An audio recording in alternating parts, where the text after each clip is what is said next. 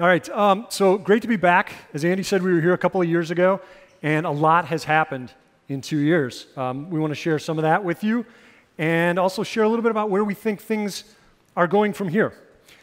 So Librestream first deployed its on-site platform back in 2006, and really the company started with the vision, which has remained unchanged to this day, and that is how do we enable that field worker, that deskless worker, that industrial worker to work smarter, faster, and safer, using digital technology that oftentimes we would take for granted in the carpeted spaces of the world. And the DNA of our company really originated with a couple of customers. One is a very large airframe manufacturer, and the other one is a very large oil services company. And like parents, they each brought a little bit of their DNA to us. On the airframe side, they had extremely stringent security requirements. So stringent that it actually took us almost 3 years to meet them. But that is now baked into the platform. And likewise, on the oil services side, they were operating in places like the North Sea where they had extremely low connectivity. Offshore oil rigs, I mean, this is back in '06, they were still using dial-up, 56K over satellite. So just a really difficult connectivity environment. So a lot of the things we put in the platform were able to endure and be resilient in that kind of high latency, low bandwidth environment. And all of that exists today. And from there, we've built that foundation, we built that road, and we're driving a lot more things on it. Now, one of the things that we heard a lot was, hey, we need something hands-free. Right? And this was going back more than 2 years now. So really, when the HMT came along, it was an ideal device to pair in with our platform.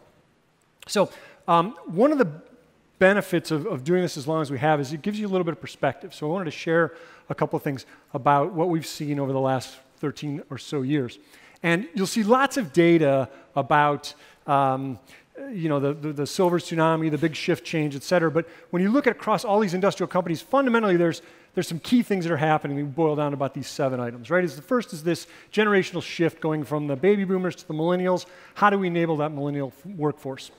How do we take the knowledge that exists in the heads of people that have been with the company for 30 years and port it over to those that are just joining? And how do we get those people up to speed fast? How do we accelerate time to competency?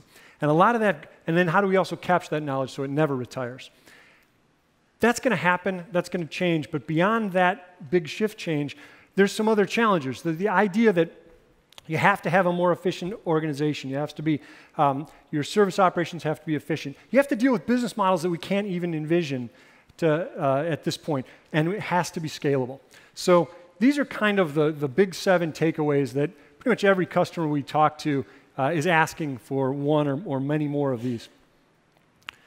So what I want to do is give you an idea of, you never know where you're going until you know where you came from. So in the beginning, we look back at the idea of a field tech, right? And classically, highly skilled individual. So very high on the skill scale, not high on the scale, not able to scale that up. And there were some back office things assisting them, scheduling and asset management, things like that. This is a very analog world. Now, what we saw is the first phase of digital transformation really occurred in the back office, in that carpeted space. Right? It wasn't something that was exposed to the people in the field. The field work was still very analog. You may have that expert, but they're riding a plane and they're helping out other people. So while you might have a little bit more scalability out of that, you've actually in aggregate lowered your skill level of your field organization. Fast forward to circa 2013, 2014, something like that. It's really where we start seeing a lot of the digital tools emerge in the field. Remote expert is clearly one of the first things that takes place. That starts to get integrated a little bit more with some of the back office capabilities, CRM, knowledge base, et cetera. So now suddenly you have the ability to solve problems, that skill set going up, and that scalability going up as well. If you look where we are today, now we've continued to enhance both back office and field, where we're bringing in digital work instructions, knowledge base, ideas, capabilities, and information that can get out to that person in the field. So this is about where we are today, and this is obviously a transition underway, but now you've got highly skilled capability and highly scalable capability. Now where we go from here really is an even more connected world, where now, it's a little bit like Andy was just talking about with the Matrix example. where that information is available. How do we get it to them instantly? How are we using machine learning? How are we using AI? And doing that in a field intelligence platform that can not only take advantage of the knowledge that people have, but have situational knowledge from connected devices like classic IoT, but also what we call human IoT. Right? The fact that your people are in the field, they're capturing knowledge information that's feeding back into that field intelligence, and now when they go back and they look at that pump for the 6th time in the cycle, like Chris was showing, something's picking up, hey, that sounds different. Take a look at that. So when we look at those 7 things, that's really our goal, but it's almost a philosophical or behavioral change. We're moving from a break-fix environment to a predict and prevent. In other words, not waiting for something going wrong, but diagnosing it before it happens and anticipating it, doing that through human and machine working together. But also, getting back to the people side, we're moving from a just-in-case mentality to a just-in-time mentality. In a just-in-case mentality, we're going to train our people to deal with whatever problems they may encounter, just in case they encounter them. But that training might be 2 years in the past before they actually see that problem in the field. And at that point, do they really remember? Are they really trained? Whereas in a just-in-time mentality, we're going to teach you what you need to know at the moment you need to know it. So just to give you a sense of our platform, we're deployed in about 120 countries on 6 continents. And we've seen tremendous growth. Today, about every 15 seconds, somebody worldwide is using our platform to resolve a problem in the field. And we've been in this a long time, but we've seen an absolute hockey stick in growth over the last 2 years. We've seen worldwide embrace of this field digital transformation. Now, this is a great growth, right? 250% CAGR, that's excellent. But I want to tell you a more interesting growth story. So 2 years ago, when we were here, we had customers that started to use the HMT. And I would say the first 12 months of the existence, let's call it 2017-ish, we saw a little bit of usage on the order of maybe 1 or 2% of our total usage was on the HMT.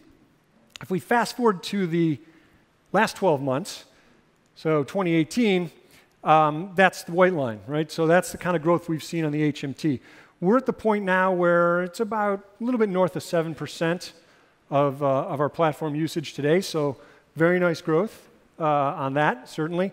And we have 90-plus customers that have deployed it. We're seeing about 10,000 minutes a month that are going over our platform on an HMT. And certainly no sign of that slowing down, so that's fantastic.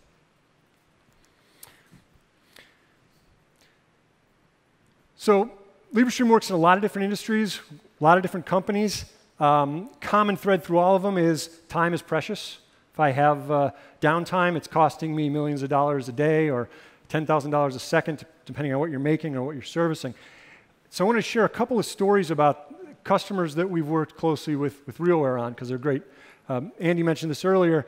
Colgate-Palmolive, okay? Everybody knows Colgate-Palmolive. They make everything from dish soap to shampoo to dog food. And they operate about 54 plants around the world. Now, those plants are in all sorts of regions, but they're also highly customized. The equipment they manufacture, not only do they produce the product, they actually produce their own packaging. So they're simultaneously making shampoo and blow molding the bottles at the same time feeding them in. As you might imagine, those machines are highly customized. They're built in Germany, Italy, places like that, and shipped all over the world. When there is a problem on a factory floor, and there's always a problem on the factory floor, they need to get the experts involved in that. So they can actually reach out to their customers, their suppliers, and pull them in, having those experts resolve that issue on that factory floor for them. So that's been a tremendous upside for them. Efficiency, they're rolling this out in, again, all those 54 plants. Being able to do that with the HMT is crucial. Obviously, hands-free is a critical part of that. Vestas, okay? Saw a nice video today about wind turbine maintenance. Vestas is actually using the HMT and on-site in both their factory floor, where they're making nacelles and gearboxes and blades and things like that, and then also deploying that out and using that for construction as well as service of their turbines in the field. The the video I can't do a better job than showing you what that environment is like in the video. The ability to have somebody operating hands-free, having the information they need at their fingertips to resolve whatever problem is occurring at that time is absolutely crucial for them. Just last week was the big American Wind Energy Association show in Houston. It is a huge and growing market, a very competitive market. So the ability to offer this level of capability is a huge advantage for Vestas. And finally, probably one of the most challenging environments you might work in is offshore oil and gas, offshore drilling in particular. National Oilwell Varco operates both terrestrial and offshore drilling operations. It's unbelievable. They take a ship, they put it in 12,000 feet of water. They drill from that ship down 12,000 feet, that's when they hit the ocean floor. They go another couple of miles below that to pull oil out of a reservoir. So now you have a ship on the surface of the ocean, wind, waves, floating around up and down, and they have to be able to hit and drill and maintain that continuity at that time. So as you might imagine, the equipment, the skills, the capabilities necessary to execute that kind of operation are insanely challenging. As well, the environment is insanely challenging, right? It's a difficult environment in the North Sea. It's a difficult connectivity environment. NOV came to us with RealWear and said, we need a solution that will operate in this type of environment. We need to do this challenging connectivity situation. So they've deployed this out on both their terrestrial and offshore rigs. So I think the other really good testament is when your customers actually take your solutions and they make them part of their own solutions. And a little later today, my friend Vincent Higgins from Honeywell will be up telling you a little bit about how they're using the HMT and Onsite as part of their connected people solution. One of our other longtime partners is Verizon. They've done the same thing. They've actually incorporated the HMT and the Onsite platform into their AR service offering where they're targeting manufacturing, construction, and energy. This is actually their FiOS team using this on some of their own operations, and it's fantastic to have this kind of endorsement from our customers and our partners at RealWear. So, thanks, guys. Thank you.